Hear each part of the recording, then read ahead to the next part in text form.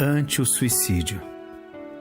Se a ideia do suicídio alguma vez te visita o pensamento, reflete no infortúnio de alguém que haja tentado inutilmente destruir a si mesmo, quando pela própria imortalidade está claramente incapaz de morrer.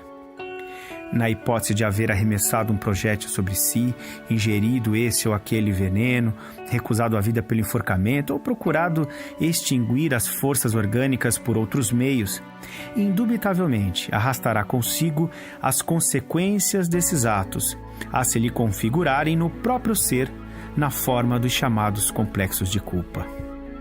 Entendendo-se que a morte do corpo denso é semelhante a um sono profundo, de que a pessoa ressurgirá sempre, é natural que esse alguém penetre no mundo maior, na condição de vítima de si mesmo. Não nos é lícito esquecer que os suicidas na espiritualidade não são órfãos da misericórdia divina, e, por isso mesmo, inúmeros benfeitores lhe propiciam o socorro possível.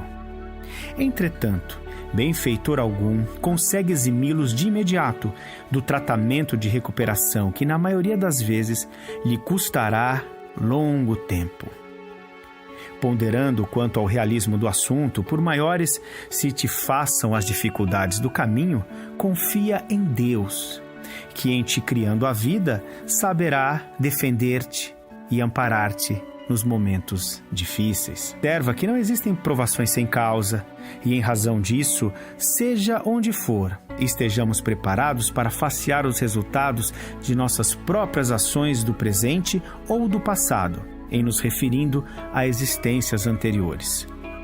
Cientes de que não existem problemas sem solução, por mais pesada a carga de sofrimento em que te vejas, segue à frente, trabalhando e servindo, lançando um olhar para a retaguarda de modo a verificar quantas criaturas existem carregando fardos de tribulações muito maiores e mais constrangedores que os nossos.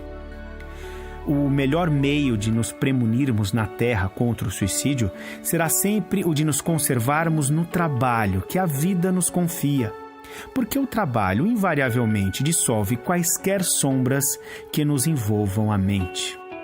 E, por fim, consideremos, nas piores situações em que nos sintamos, que Deus, cujo infinito amor nos sustentou até ontem, embora os nossos erros, em nos assinalando os propósitos de regeneração e melhoria, nos sustentará também hoje.